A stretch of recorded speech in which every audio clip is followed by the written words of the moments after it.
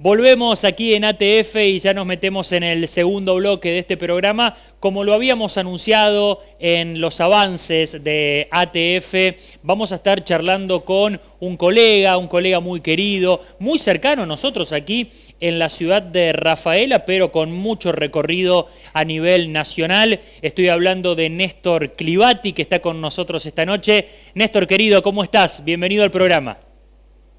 Lucas, es un gusto participar y bueno, integrarme a todo esta movida, esta muy buena movida que tenés allí en Sunchales, así que un saludo a tanta gente querida que nos está escuchando y viendo esta noche.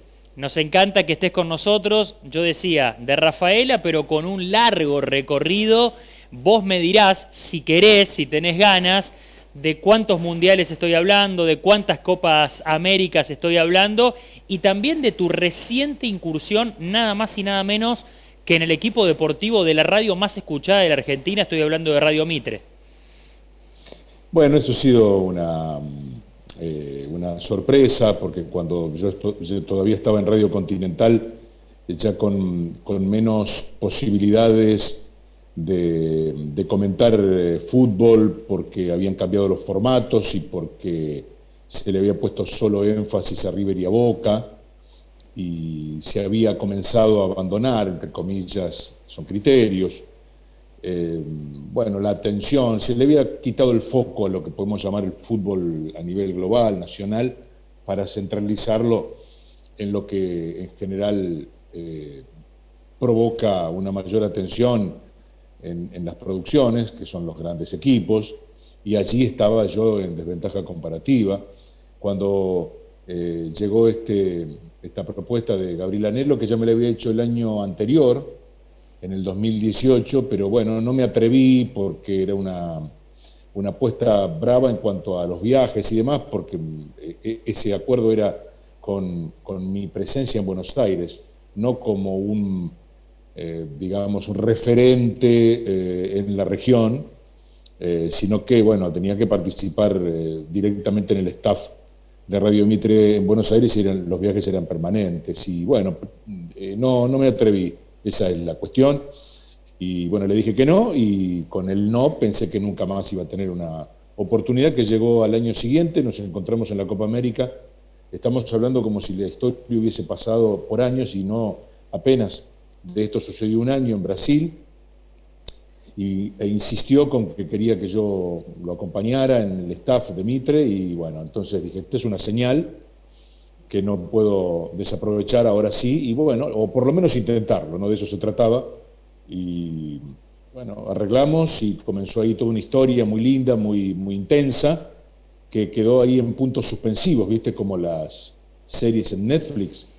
Podemos llamar que terminó el primer capítulo, bueno, o el primer año, y ahora falta la segunda etapa, y estamos aquí, bueno, varados porque el fútbol no empieza, y porque también para mí, que me tengo que movilizar, no es un escenario que yo advierta se recupere rápidamente. Charlamos con Anelo hace algunas semanas, probablemente haya una salida si el fútbol viene o se vuelve a recuperar en nuestro país, a través de hacerlo vía televisión, sin la presencialidad, algo que no creo que suceda este año. Por lo tanto, bueno, allí estamos con esa expectativa y tratando de ser testigos de este tiempo en lo periodístico, ¿no? Porque no nos podemos quejar, más allá de las incomodidades y los problemas laborales, porque esto a mí me ha provocado que se me cayera un trabajo importante. Claro.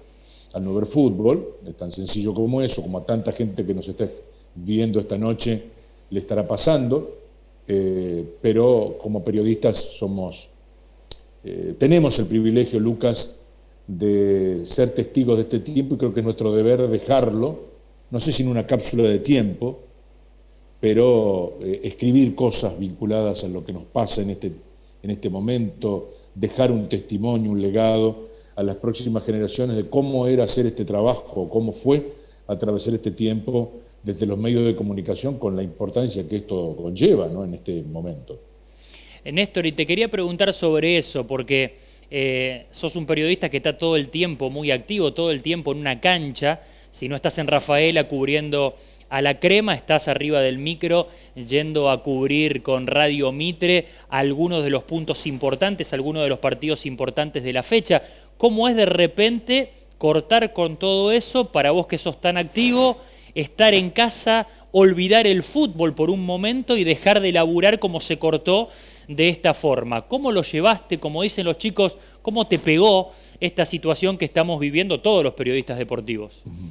Mira, en lo personal me pegó, a ver, sí, en lo personal, me estás preguntando sobre lo personal, Sí. y dentro de lo personal hay varias facetas. Por ejemplo, me ayudó a reordenarme desde el punto de vista de la alimentación, hice todo un proceso como un desafío, me puse unas metas, Perdiste muchos mejorar kilos, ¿eh? en algunos aspectos. Sí, unos cuantos. Cuando tengo amigos que me dicen, ¿cómo puede ser si a la mayoría Todos le pasa al engordan. revés? Bueno, esa cosa misteriosa que tienen estos procesos, no lo puedo atribuir a nada, simplemente, probablemente ese freno de mano de no tener ocupación en los fines de semana. Yo cuando se decretó la cuarentena, venía de 7 fines de semana consecutivos yendo a Buenos Aires un viernes y volviéndome el lunes. Allí comenté 14 partidos, entre los cuales tuve el privilegio de relatar con anhelo la final entre River y Atlético de Tucumán, que habíamos ido a San Miguel a transmitir ese partido. Después hicimos en la fecha que fue la primera de la Copa de la Superliga, donde ahí terminó el fútbol, transmitimos desde ya la radio, porque ya no había posibilidades de ir a los estadios, ya no iba el público. En esa fecha recordarás que ya se hizo con este formato, ¿no? Sí. Con los protocolos casi con los que hoy el fútbol argentino no se atreve a jugar, ¿no? Jugábamos hace 6 meses de esta misma manera y hoy no podemos arrancar, no podemos salir del estado de inercia. Hicimos con José Gabriel desde la radio Boca Godoy Cruz. Claro. Y después se paró. Y bueno, y al pararse, bueno, una cosa que ayudó a que no entrara un poco el decaimiento, una cierta depre que te agarra cuando todo se trastoca de esta manera, es que nosotros, como fuimos exceptuados, enseguida estamos dentro de las actividades que no paramos. Yo pude desarrollar todo en mis medios, y ahí entonces le di una continuidad. Se me cortaron los viajes, que por otro lado, mirándolo ahora en perspectiva y con el diario del lunes, mal no me vino, porque estaba muy, muy presionado por esa agenda tan cargada. Nosotros que estamos en el interior, digamos, llamémosle profundo, cuando te vinculás a los medios de Buenos Aires, yo estuve 30 años en Radio Continental, y ahora este tiempo en Mitre, estamos, bueno, parte de las condiciones de trabajo es moverte, no tenés las cosas resueltas en casa, y eso es, bueno, a veces te genera algún hábito no saludable, si se quiere, ¿no? Pero me vino, si tengo que poner una definición, a mí la pandemia me vino bien. Néstor, te sigo en redes sociales y sos crítico del no comienzo del fútbol, o por lo menos de no encontrarle una forma, no sentarse. Como decía Gallardo en aquella nota que le dio a Radio La Red, veo que el mundo del fútbol está adormecido, decía el técnico de River, que todos están tratando de armar algún protocolo, de encontrarle alguna solución. El fútbol parece que no. Iba a comenzar a fines de este mes, parece que también se traslada a mediados de octubre. ¿Qué pasa? ¿Cómo te sentís cuando escuchás que se sigue pateando y que no arranca el fútbol argentino, cuando a excepción de Argentina, Venezuela y Bolivia, en el resto de los países que conforman la Conmebol ya están jugando? Mirá, primero hay que ser muy cuidadoso cuando uno hace una crítica en este tiempo, porque hay gente que la está pasando realmente mal desde el punto de vista sanitario, que es prioridad, y desde lo laboral, como ya estuvimos contando, nos pasa también a nosotros, hay gente que está mucho peor. Y cuando hablo de la vuelta al fútbol y reclamo y me quejo como periodista, como hombre que participa externamente de este mundo, estoy hablando del fútbol fábrica, del fútbol puestos de trabajo, no del fútbol entretenimiento, Está bien. no del opio de los pueblos, no de la zanahoria para que la gente no piense en la economía, en todo lo mal que nos va, en tantos otros temas, y vamos a darle fútbol a la gilada. No está analizado desde ese lugar.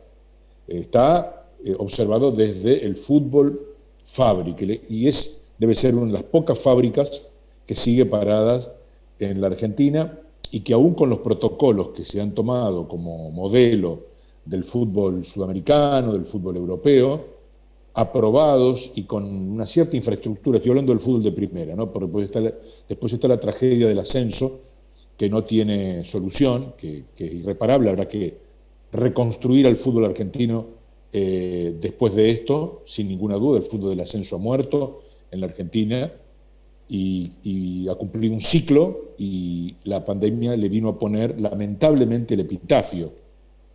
Y digo esto con mucho compromiso porque nosotros en nuestra región estamos con muchos equipos que nos han representado durante mucho tiempo en el ascenso. El fútbol de ascenso ha muerto y ahora hay que ver qué hacemos, cómo volvemos a darle vida. Viste como estas empresas que por ahí uno lee, se informa, escucha y ve que han desaparecido, que han tenido lamentablemente que cerrar las puertas porque, bueno, el mundo comercial también cambió rotundamente. Entonces, bueno, al fútbol del ascenso le ha pasado esto, pero volvemos a primera. No hay ninguna razón por la cual hoy el fútbol con protocolo no empieza en la República Argentina, y esto tiene que ver con que la dirigencia, la cúpula de la dirigencia de la AFA se ha vuelto absolutamente burócrata, y eso es un riesgo muy grande, ¿no? Sin duda que sí, es increíble lo que planteabas, ¿no? Y cómo lo vas narrando, y es maravilloso poder escucharte desde ese lugar. Obviamente que con esto que nos decís, Néstor, y con este parate, se hace muy difícil pensar que los equipos argentinos puedan estar en igualdad de condiciones a nada de empezar la Copa Libertadores de América. No, por supuesto, no están en igualdad de condiciones, ni mucho menos. Sobre todo por la importancia que tiene la Liga Argentina, Lucas. Claro. Boca y River van a viajar en las próximas horas a Paraguay y a Brasil a jugar partidos de los cuales en lo previo no son candidatos a traerse nada. Me parece que incluso hay un espíritu como de, bueno, saquémonos esto de encima lo antes posible, porque como vino la mano, lo que hay que preservar aquí es que sea una buena noticia que se vuelva a jugar. Pero después, ¿cómo volvemos a jugar en la Argentina? La verdad es que hasta que no veamos los primeros minutos o los primeros partidos, va a ser complejo imaginarlos competentes, competitivos, a River, a Boca, a Racing, a Defensa y Justicia, a Tigre, que juega en el ascenso, esta cosa insólita que está pasando y que no volveremos a ver porque ya se ha cambiado el reglamento. Bueno, sin embargo, todo esto conlleva, por supuesto, un riesgo y una desventaja muy grande, que también en alguna medida vamos a ver con alguna curiosidad distinta en las eliminatorias, si es que finalmente Conmebol mañana termina ratificando las fechas de octubre y noviembre. La FIFA estaría como respaldándola si quieren pasar alguna fecha para acomodarla en 2021, pero me parece que algo se va a jugar, quizá no en octubre, pero en noviembre estaría volviendo las eliminatorias, y así también nos vamos a encontrar con otro fenómeno donde se van a cruzar jugadores de ligas que no están en competencia y otras que tienen decenas de partidos ya en actividad, ¿no? Uh-huh.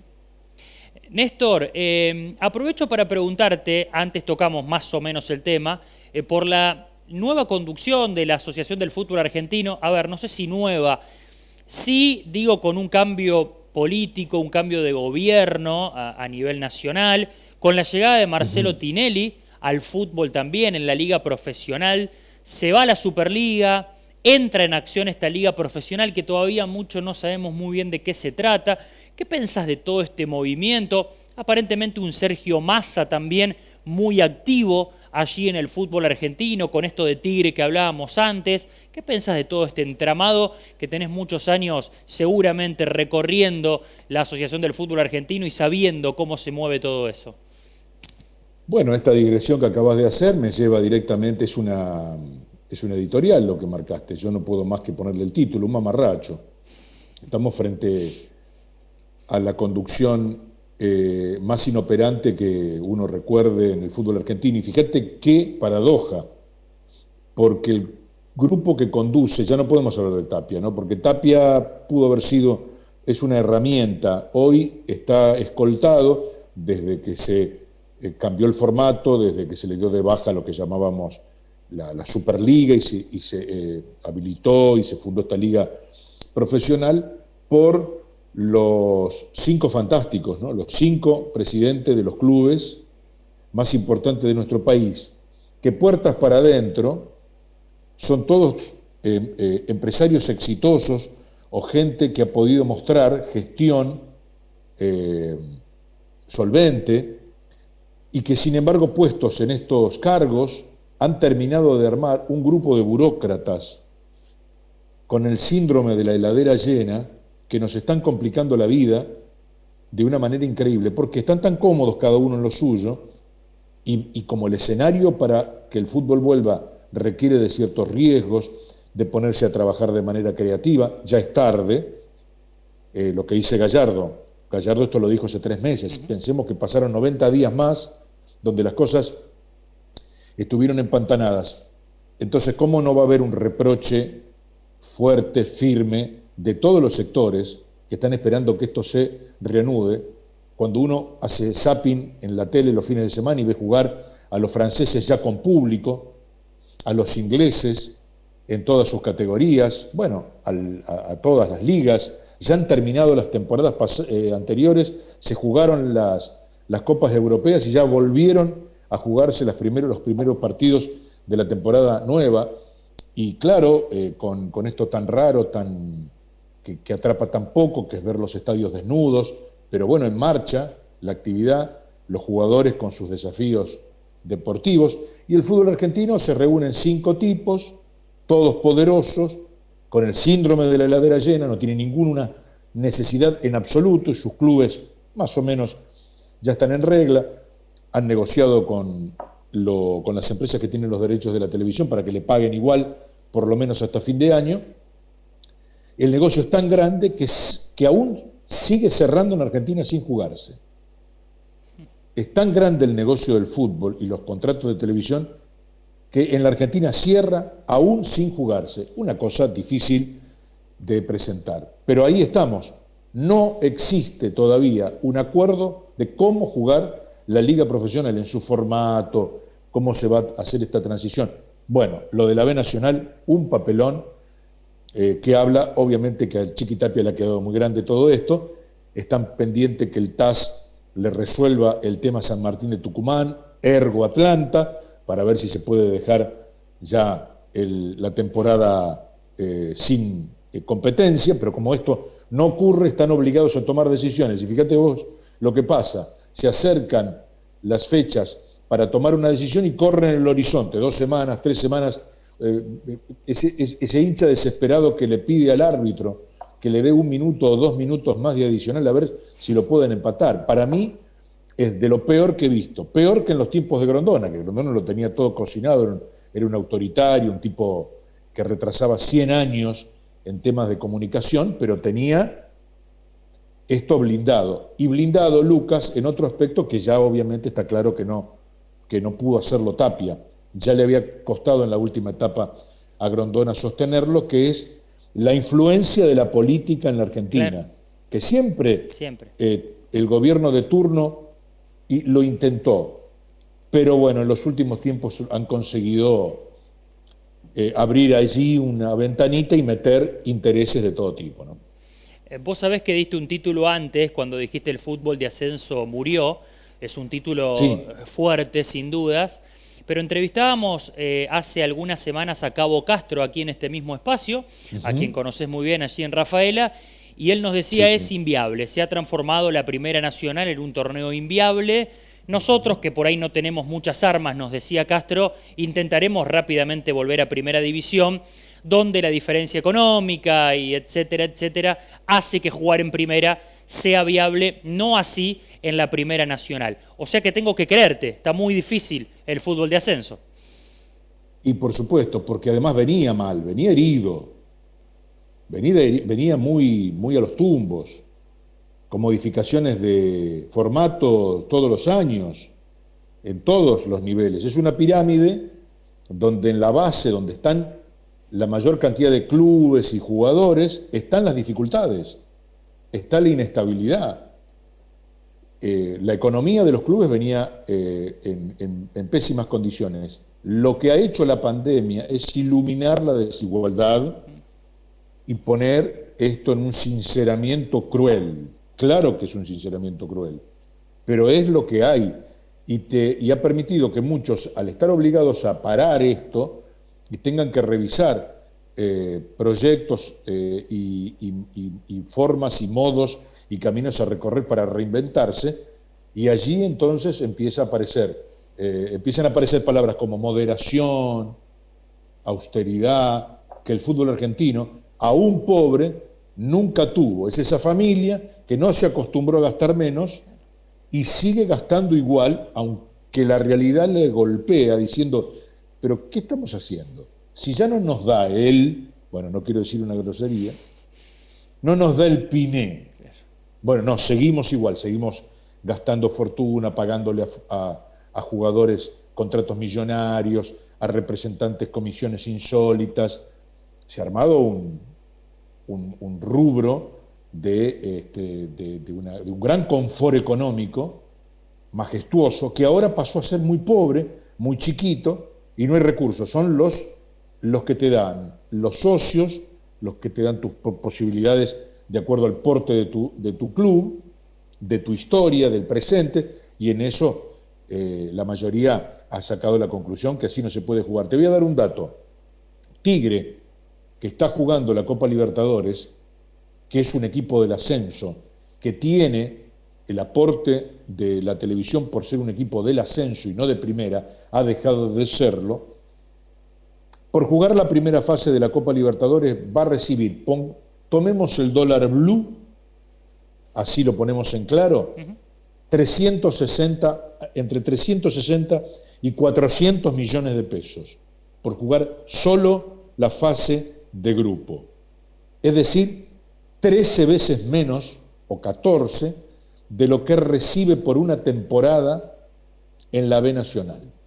Entonces, esto explica por qué empezó primero, de una forma insólita, en el fútbol argentino a jugarse los torneos internacionales y no el torneo doméstico. Digamos, es asombroso. Bueno, ¿y por qué sucedió esto? Porque a todos estos clubes, los premios y las motivaciones económicas de la Conmebol no las encuentran en el torneo local y por eso se juega primero la Libertadores que el torneo local. Esto explica lo de la heladera llena, acordate de esto, el síndrome de la heladera llena, los burócratas de calle Viamonte. Es una pena. El tema, ¿sabés cuál es? ¿Qué hace el resto? Porque hay 5 equipos que representan al fútbol argentino en la Libertadores. ¿Y el resto qué hace? Bueno, seguimos acumulando pobreza en la mayoría de los clubes, en todos. Y el ascenso, repito, el ascenso como lo concebimos, como lo disfrutamos, como lo analizamos, murió. Habrá que ver qué hacemos con esto que tenemos ahí, ¿no? Sin vida. A mí me da mucho miedo, porque si no pudimos organizar una transición para jugar 3 meses, yo no sé con qué podemos salir el año que viene cuando tengamos que volver a plantear cómo volvemos a jugar el fútbol en todas sus categorías, cuando tenemos un poco la esperanza exagerada de que el 2021 nos resuelva el problema del 2020, cuando nos estamos acercando al cierre de año, y lo de la pandemia me parece que vino para seguir desafiándonos un par de años más, y no sé cómo vamos a acomodar esto que se desarticuló, y bueno, ya está, ahora entró en crisis el sistema y es difícil gobernarlo, ¿no?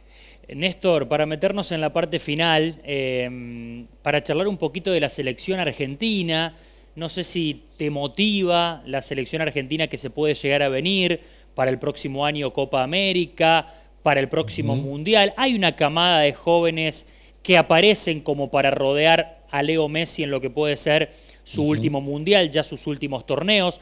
No sé qué pensás del entrenador, de Scaloni, que también parece que se va a quedar al menos por los próximos torneos importantes de la selección. ¿Qué nos tenés para decir del equipo de todos? Bueno, yo soy un agradecido de esta profesión vinculado a la selección, porque tuve la oportunidad de cubrir 5 mundiales, 6 Copas Américas, 2 Juegos Olímpicos, 1 Copa Confederaciones, siempre con la selección, los he visto a todos. No tuve la suerte de verlo a Diego con la camiseta de la selección, porque cuando fuimos en el 93 a Guayaquil, a la Copa América de Ecuador, por otra parte el último título que ganó Argentina, Diego estaba suspendido y no podía jugar, pero vi toda la etapa de Messi. Siempre le digo a mis amigos para darme el dique, para golpearme el pecho, ¿viste? Cuando vos en un asado te dicen, y voy, no, y yo, no, mirá, yo vi casi 70 partidos de Messi en la cancha, en todas partes del mundo, y me siento un privilegiado. O sea, soy de la era Messi, soy un admirador de Lionel, aunque no me ha gustado este capítulo. Si hubiera que escribir un libro, yo a este le hubiese puesto una tapa negra, porque se pudo haber evitado, porque se mostró vulnerable, no se correspondió su procedimiento, el de él y del de su entorno, con semejante figura mundial. Me parece que ahí hubo un retroceso de Messi, hombre todopoderoso, sobre todo para el mundo del marketing y del fanatismo que tienen los que lo siguen. Tenía ciertas dudas sobre Scaloni, como todos. Me fui acerenciando a su manera. Por fin salíamos, por otro lado, de un tipo distinto, de un perfil diferente, después de haber tenido entrenadores histriónicos, muy mediáticos, muy conflictivos en la relación, puertas para adentro, en los vestuarios y con la prensa. La historia después se va a contar con más detalles, pero lo de Sampaoli fue realmente un bochorno en Moscú, fue un verdadero papelón que terminó más o menos saliendo, no del todo mal, con esa, entre comillas, digna salida del Mundial, llevándolo a Francia ahí a un final de Photochar, pero todo lo demás, Lucas, fue un verdadero papelón. Y bueno, y Scaloni me parece que va por un camino distinto, es un hombre moderado, muy estudioso, tiene un grupo de colaboradores muy jóvenes con una gran relación en la historia contemporánea de la selección y conecta con las nuevas generaciones. No me parece poco, ¿no? Néstor, la última para despedirte y agradecerte muchísimo estos minutos, pero valorarlos un montón, realmente cada concepto se disfruta y mucho. ¿Te ha cambiado a esta altura de la vida ser parte de este equipo de Radio Mitre? Como decíamos, la radio que lidera todos los días la audiencia en la Argentina, ¿o ya no te modifica demasiado, no te mueve la aguja? No, lo estoy disfrutando, salvo porque me tratan de viejo, algunos, que ya les dije varias veces, a bulos. Bulos te trata de... No, bueno, maestro, te dice maestro, docente. Sí, maestro, pero le digo, te espero a los... Yo el año que viene voy a cumplir 60. Te espero a los 60. Claro, a ver cómo está él a los 60. Vamos a ver, porque ahora son todos running, ¿viste? No, son todos fantásticos. Bueno, muchos los conocimos trabajando en otros medios. Ellos me tienen a mí como un referente que escuchaban y ahí te ponen de viejo, ¿viste? Pues este tipo, cuando todavía no tenía pensado, yo te escuchaba con Víctor Hugo, te escuchaba en el Lumilagro, bueno, con el Turco Hueve. Claro. Entonces, me he encontrado con un grupo con el que conecté rápidamente, porque con José Gabriel Carvajal, que es un monstruo relatando, yo empecé con él comentando hace 32 años, que él recién venía de Uruguay y bueno, y estaba con todas sus ilusiones. Hicimos la primera dupla en Córdoba, transmitíamos todos los partidos en Córdoba de Primera División, y reencontrarme muchos años después con él, ahora ya más afianzados. Te digo que sin que no me pese, digamos, pesándome la responsabilidad, porque cuando tuve el primer partido con el polaco Caimi en la cancha de Banfield, y me presentó, ahí me cayó la ficha de donde estaba. Y bueno, y ahí fueron un tiempito donde me hizo mucho ruido todo esto, pero después me fue pasando lo que ya me pasaba en los últimos años en Continental, que era disfrutar de este trabajo, ¿no? De disfrutarlo plenamente, con la responsabilidad, pero más distendido, si se quiere. Sí, la palabra es distendido, pero cuando vos a veces la aplicás de manera correcta, ¿no? Que te lleva a disfrutar y a sacar lo mejor de mí, sin tener demasiada conciencia de las cosas que uno puede llegar a decir, su impacto, ¿no? Teniendo claro cuál es las responsabilidades que yo tengo o yo creo que uno debe tener en este trabajo, y después llevarlo para adelante en un grupo donde vos tenés semejante cantidad de opciones. Tengo una muy buena relación, una gran amistad con Diego Latorre, un tipo que admiro, y tener un feedback me hace sentir muy feliz, haber trabajado en partidos. Fíjate que a los pocos meses que yo entré a Radio Mitre, ya Gabriel Anhelo me invita a comentar el partido de River y Cerro Porteño en la olla de Asunción. Claro. Ese partido donde River clasifica, y que después lo lleva a la final la Lima. Era cuartos de final, pero en ese partido la pasó muy mal River, después lo revierte en el segundo tiempo, y bueno, ser partícipe de todo eso a mí por lo menos me sigue gratificando, que es un poco lo que vale para tener combustible y seguir adelante. Néstor, como siempre te digo, sos un referente para todos nosotros aquí en la zona, de Rafaela hacia el mundo, y eso sabés que lo valoro y lo valoramos mucho. Gracias por estos minutos con Canal 4 de Sunchales, que sigan los éxitos, y ojalá que pronto nos podamos encontrar en una cancha de fútbol. Pero por supuesto que es no sé si nuestro hábitat natural, porque... Pero casi. Pero casi, ¿no? Y ahora lo extrañamos realmente. Gracias, Lucas, por tu cortesía y por el afecto de siempre, ¿eh? Hasta cualquier momento, ha sido un honor para mí.